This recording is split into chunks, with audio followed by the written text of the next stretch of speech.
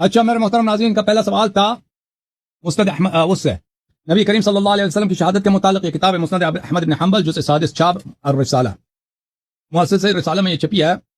اور یہاں پہ آپ کو لے کے چلتے ہیں میرے محترم ناظرین. یہاں پہ صفحہ نمبر 115 میں، صفحہ نمبر 115 یہاں پہ حدیث ہے عبداللہ بن مسعود رضی اللہ تعالی عنہ سے. عبداللہ حدیث نمبر 3617 صفحہ نمبر 115 علی حاشیہ نمبر 2 دیکھیں، حاشیہ نمبر 2 ہے، ٹھیک ہے نا. اسناد نمبر 2 اسناد صحیح علی شرط مسلم، صحیح بشرط مسلم ہے. لأن احلف، عبداللہ بن مسعود نے فرمایا لأن احلف باللہ تسعا، اگر میں اللہ کے نام پر 9 دفعہ قسم کھا لوں ان رسول اللہ صلی اللہ علیہ وآلہ قتل قتلا، رسول پاک صلی اللہ علیہ وسلم کو قتل کیا گیا، احب الی من احلف واحدۃ، اس کے مقابلے کہ میں ایک دفعہ قسم کھا لوں. انسان ایک دفعہ قسم کھاتا ہے نا، میں قسم کھاتا ہوں کہ پیغمبر صلی اللہ علیہ وسلم دنیا سے مقتول گئے، شہید شہادت ہوئی، ان کو قتل کیا گیا. ایک دفعہ قسم کھاؤں نہیں، میں 9 دفعہ قسم کھاؤں، اسی بات پر یہ مجھے زیادہ پسند ہے کہ ایک دفعہ قسم نہ کھاؤں، 9 دفعہ قسم کھاؤں،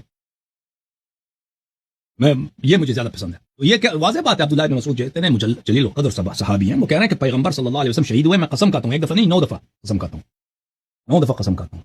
وذلك بان الله عز وجل اتخذه نبيا وجعله شهيدا، اللہ نے ان کو نبی بنایا، ان کو شہادت. اور بخاری میں وہ حدیث ہے نا کہ ان کے منہ میں وہ ڈالتے تھے، عائشہ جو ہے ان کے منہ میں ان کی بیماری کے وقت کوئی چیز ڈالتی تھی وہ. تو ہمارے روایات اہل بیت علیہ السلام کے، اور وہ بھی حدیث اللدود کہتا ہے، لدود بخاری میں، اگر چاہے میں آپ کو دکھا دوں، وہ بڑا عجیب حدیث ہے وہ بخاری میں. جیسے عائشہ کی دوسری حدیث ہے نا، وہ میک سینس نہیں کرتی، اسی طرح میک سینس نہیں کرتی. میں آپ کو دکھاؤں وہ حدیث، یہ بخاری عزیزو، بخاری کتاب دار احیاء التراث العربی، ٹھیک ہے نا. یہاں پر کتاب المغازی میں حدیث نمبر ہے 4658.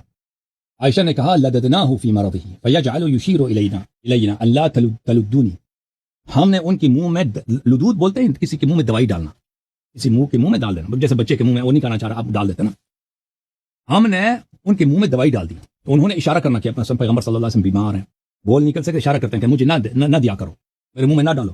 اچھا قلنا کراہیت المریض للدواء، ہم نے کہا اس کی پرواہ نہیں ہے، ان کو دوا ان کا کیا سننا، مریض بیمار جو آدمی ہے اس کو دوا پسند نہیں ہوتی، تلخ اس لیے، جیسے کہ کوئی بچہ ہے. پیغمبر کا حکم ہر حالت میں واجب الاتباع، اگر وہ کہہ رہے ہیں کہ مجھے نہ دو تو نہیں دینا چاہیے، ہم نے زبردستی ان کو کھلا دیا. اچھا فلما افاق قال الم انهكم ان تلدوني، جب وہ ہوش میں آیا، یعنی ہوش میں تو پہلے سے تھے، وہ اشارہ کر رہے تھے کہ مجھے نہ دو، اب کچھ بدن میں طاقت آئی ہے بات کرنے کی.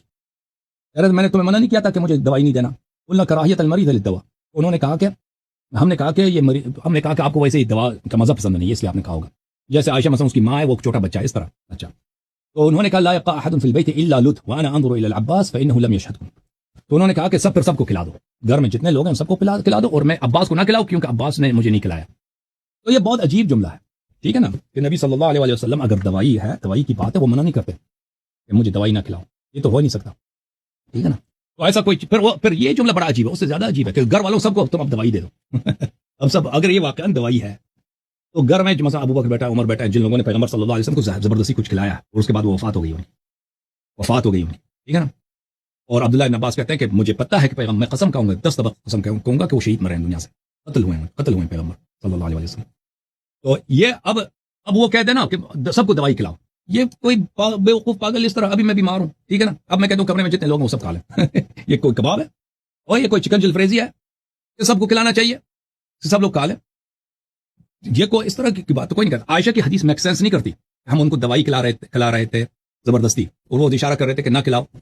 تو اس سے جو ثابت ہوتا ہے نا، وہ یہ اہل بیت علیہ السلام کے حدیث میں ہے کہ عائشہ، حفصہ، ابو بکر، عمر، کیونکہ رسول پاک صلی اللہ علیہ وسلم نے ان کو بتایا تھا عائشہ کو کہ میرے بعد ابو بکر خلیفہ بن جائے گا، لیکن تم کسی کو بتانا نہیں، حکومت اس کو ملے. جو ہی ان کو پتا چلا کہ اگر پیغمبر مر جائیں تو حکومت ابو بکر اور عمر کو ملے گا، تو فوراً انہوں نے اقدام کیا، ٹھیک ہے نا، انہوں نے اقدام کیا، ان کو زہر دے دیا رسول پاک صلی اللہ علیہ وسلم.